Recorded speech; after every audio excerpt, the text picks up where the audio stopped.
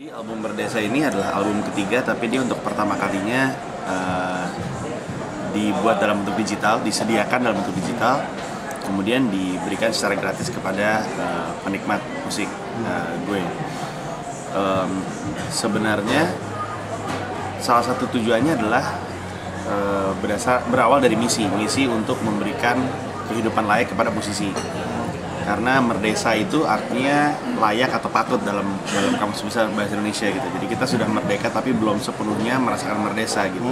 Dalam konteks musisi, nggak banyak musisi yang hidup sesuai dengan kelayakan yang pantasnya dia dapatkan gitu.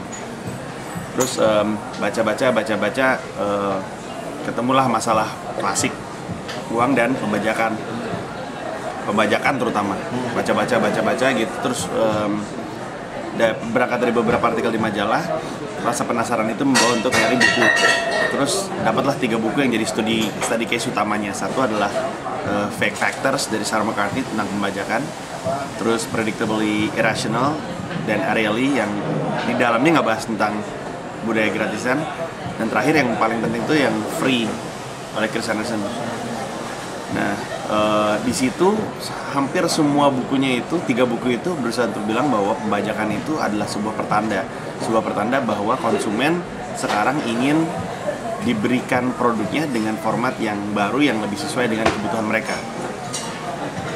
Terus udah gitu nulis ebook judulnya Menghargai Gratisan.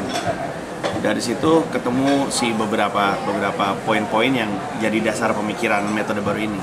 Tapi belum klik waktu itu. Baru setelah waktu ebook nasionalisme itu dikeluarin, yang ngunduh banyak gitu. Dan itu gue dapet laporan dari ThinkWeb, web agency-nya. Dia bilang ini ada value-nya. Terus gue pikir ada value-nya, mungkinkah ini bisa diterapkan kepada musik gitu. Nah, akhirnya didesainlah sebuah metode untuk memasarkan musik yang tidak harus membuat musisi terbebani oleh uang, karena dia tidak harus lagi produksi massal, tidak harus merelakan duitnya dipotong oleh distributor, tidak harus mengeluarkan duit promosi yang besar untuk mensupport produk yang sudah didistribusi banyak. Dan masalah kedua adalah untuk mengalahkan pembajakan, karena ngarapin pembajakan hilang tuh nggak mungkin gitu, kayak ngarapin dunia isinya baik semua kan nggak mungkin gitu. That's how we deal with it. Dan salah satu poin yang ditemukan dari beberapa buku itu adalah bahwa kekuatan gratisan adalah bahwa dia penetratif, bahwa dia menghilangkan resiko kerugian, bahwa nggak ada ruginya nih, sehingga itu membuat orang semakin mudah untuk nge-grab sesuatu yang gratis. Nah, dan dengan itu harganya lebih murah dari bajakan gitu. Bajakan kan murah kan, bandingkan harga sama pembajakan tuh susah lah. Iya. Tapi kalau misalnya kita gratis, udah kelar hidup mereka gitu. Mereka mau dapat duit dari mana karena mereka bisa ngegratisin. Lalu muncullah si free lunch method ini, yang mana kalau di Amerika Serikat kan ada ucapan there's no such thing as a free lunch gitu. Karena lunch yang gratis itu sebenarnya udah dibayarkan dulu sebelumnya. Nah, akhirnya dikombinasikan, jadi apalagi terus baca-baca soal freemium, dimana dasar layanannya adalah gratis tapi dia punya produk premium. Itu jadi inspirasi karena gue lagi mengusahakan gue membaca bahwa CD itu jadi barang premiumnya, seperti kita dulu men-treat vinyl gitu. Ketika kita lagi rajin-rajinnya beli CD, vinyl itu sesuatu yang collectible items banget. Atau sekarang kita ngeliat kaset, wah gila masih punya kaset itu gitu. Nah, CD itu lagi menuju ke situ, tapi di bawahnya tetap harus ada produk mass. Jadi artinya kalau kita mau jadikan CD sebagai collectibles, kita harus punya sesuatu di bawahnya yang jadi produk mass yang bisa dikonsumsi orang gitu. Berarti digital jawabannya. Sampai kepada jawaban digital itu tadinya gue mau menjual, sempat kepikiran untuk menjual, tapi yang jadi masalah di Indonesia adalah payment gateway kan. Bahkan di Kaskus saja mungkin mayoritas dari transaksinya tuh COD gitu ya. Ya pokoknya ditransfer duitnya baru dikirim barangnya. Nah, gimana caranya melakukan penjualan digital dengan sistem kayak gitu kan nggak mungkin. PayPal orang pada nggak pakai, kredit card orang reluctant, kan intinya kan musisi ingin sebanyak-banyaknya. Jadi udah digratisin aja, tapi gratis itu membawa traffic itu yang dijual kepada pihak selanjutnya, dan itu adalah klien gitu. Jadi free lunch method adalah sebuah metode di mana tiga pihak diuntungkan. Musisinya senang karena karyanya keluar seluas mungkin, dia bisa dapat pasar-pasar baru yang tadinya belum pernah. Musisi senang juga karena dia dibayar. Kliennya senang karena dia bisa mengafiliasikan brandnya terhadap musisi, yang mana it's like having a brand endorser tanpa harus bayar duit brand ambassador gitu. Dan juga dia dapat trafficnya. Penikmat musik juga senang karena dia akhirnya dapat akses terhadap musik dan dia nggak perlu lagi merasa bersalah atau perlu merasa blow on gitu. Gue ini bener nggak ya, gue tuh ilegal nggak ya, karena musisi sendiri yang ngasih. Dan udah, jadi dan dalam perjalanan gue menjalankan ini, gue udah mendapatkan klien yang mau memasangkan iklannya di website unduhnya. Dan sekarang gue bisa bilang dibandingkan dengan album pertama dan album kedua, album ketiga ini satu-satunya album yang balik modal plus untung.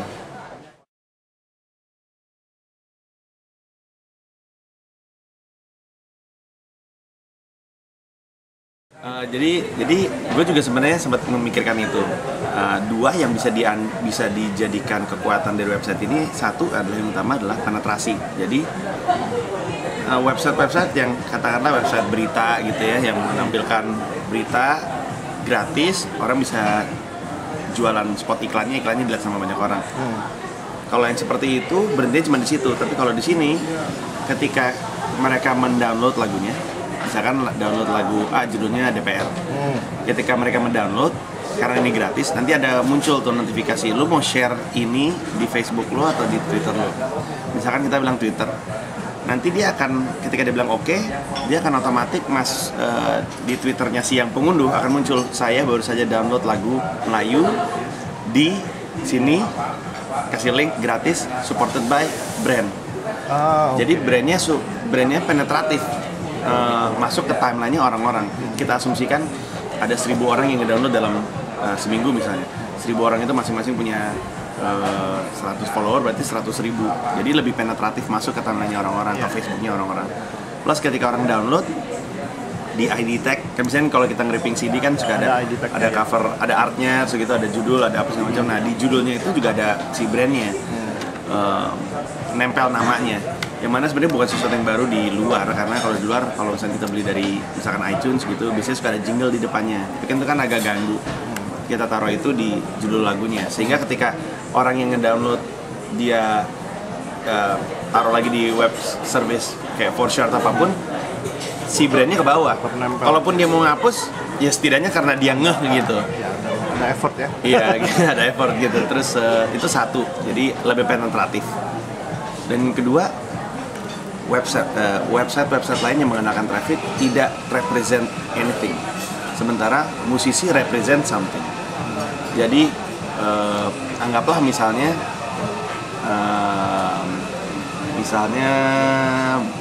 band yang jelas sekali mau, misalkan Malik and Essentials ya. Orang bisa aja naruh iklan di sebuah situs yang ngandelin traffic gitu, situs berita gitu misalnya. Jadi kalau misalnya di Malik and Essentials, ketika nempel di situ, mungkin dia dapat traffic yang serupa, mungkin harganya nggak jauh beda. Tapi Malik and Essentials, they represent something, they represent urban people, yang kreatif dan segala macam. Dan itu sebenarnya kebutuhan brand juga, mengafiliasikan diri mereka dengan sesuatu yang udah punya magnet gitu. Karena kan brand kan intinya hanya ingin activationnya brand biasanya untuk continuously menunjukkan kepada masyarakat positioning brandnya dia tuh seperti ini gitu. Kayak misalnya di sini nih, di buku ini websitenya Lenny Kravitz itu disponsori sama Absolut Vodka. Karena bagi vodka, nah ini gue pas nih gitu. Si Absolut Vodka dia bisa nempel di mana aja. Tapi mereka memilih di sini karena mereka ingin mengafiliasikan brandnya dengan si sosok ini. Yang mana efeknya untuk brandnya adalah seperti punya brand ambassador, without having to pay the price seperti kita mesti bayar brand ambassador. Jadi itu dua kekuatan utamanya.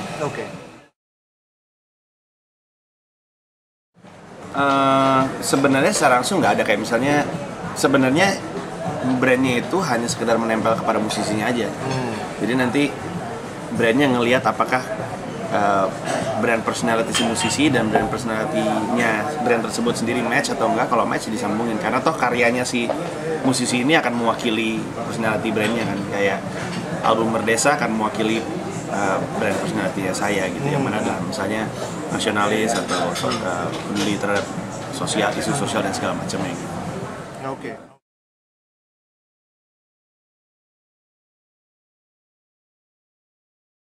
Harapannya sih banyak, karena yang mesti ditekankan adalah ini bukan metode terbaik, tapi salah satu metode yang mesti dipakai. Nah ini tepat sekali untuk musisi yang memang selama ini menggratiskan musiknya lewat online gitu. Bedanya adalah kali ini lu udah dibayar gitu. Kan musisi bisa bilang, oh gue nggak gratisin kok. Sebenarnya musisi itu nggak gratisin, dia bayar di depan karena dia bayar makan, bayar listrik, bayar laptop, effortnya segala macam, dia bayar duluan gitu. Jadi kali ini sang musisi diapresiasi gitu. Dan misalkan gue sebut nama aja, misalkan Saikoji gitu, dia udah kuat sekali online, tapi dia belum ngeluarin album. Katakanlah dia menggunakan ini, biaya produksinya jadi nggak besar, dan dia udah magnet, dia pullnya online wise udah gede gitu, tepat sekali untuk dia gitu. Dan semua musisi sebenarnya kalau dipikir-pikir, semua musisi itu bisa melakukan ini, karena kita tahu kita semua menuju ke era digital gitu. Yang kemarin di Twitter Aldo Sianturi bilang Sony udah berhenti produksi Walkman kaset kan. Bukan tidak mungkin kelak dia berhenti memproduksi Walkman CD gitu, karena orang udah digital juga gitu. Jadi kan kalau udah tahu mengarah ke sana, ngapain lagi effort kita mikirin penjualan CD mesti gede-gede gitu. Udahlah gitu, kita fokus ke digital. Dan kalau ke digital, di Indonesia ini belum tepat untuk melakukan transaksi yang transfer dulu barang dikirimkan ya, karena digital gitu. Jadi udah paling tepat adalah metode ini. Dan siapapun bandnya atau siapapun musisinya, seperti apapun brand personality sang musisi tersebut, berapapun banyaknya jumlah komunitasnya, pasti bisa selama musisi itu jelas dia itu siapa karakternya dan siapa yang pengikutnya. Itu paling penting. Sebenarnya prinsipnya kayak Twitter aja gitu. Kan ketika ada orang membayar seseorang untuk nge-tweet, mafia tweet berbayar, yang dinilai adalah bukan hanya orang ya, yang follow dia ini siapa gitu. Dan itu jadi penting. Contoh yang sering gue sebut adalah si @infosupporter itu, dimana followersnya nggak banyak banget, nggak nyampe 10.000 gitu, mungkin nggak nyampe 5.000, tapi tetap aja banyak brand mau invest ke dia karena brand itu tahu followersnya walaupun sedikit spesifik gitu. Nanti tinggal masalah skalanya aja. Kalau misalnya segini dapat duitnya berapa, kalau segini dapat duitnya berapa. Makanya sekarang paling penting untuk musisi kalau mereka mau mengadaptasi ini adalah bentuk promosinya adalah community building gitu, membentuk komunitas yang jelas gitu, yang terukur dan ketahuan bentuknya seperti apa. Itulah yang nanti akan jadi magnetnya untuk brand juga gitu, appeal-nya si musisi, karena dia misalnya Wise Houston Couples Company ini fanbase-nya adalah orang-orang yang creative thinking gitu, yang unik, yang berbeda. Pasti banyak brand yang mau masuk. Gue sebut unik, beda aja itu udah kayak beberapa karakteristik brand tertentu gitu. Pasti bisa gitu. Gitu ya.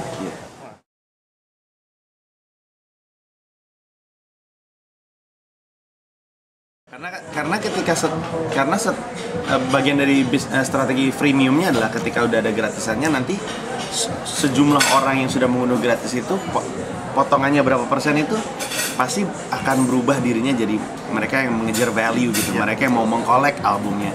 Dan ketika udah jelas dikeluarkan produk premiumnya, yaitu CD tersebut, akan kebeli gitu. Ketimbang kita memproduksi banyak CD nggak jelas nih siapa yang mau ngincar gitu. Betul. Ya, gitulah. Iya, jadi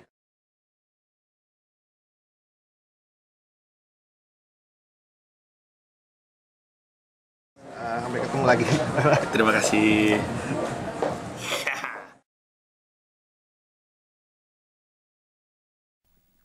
Yahoo!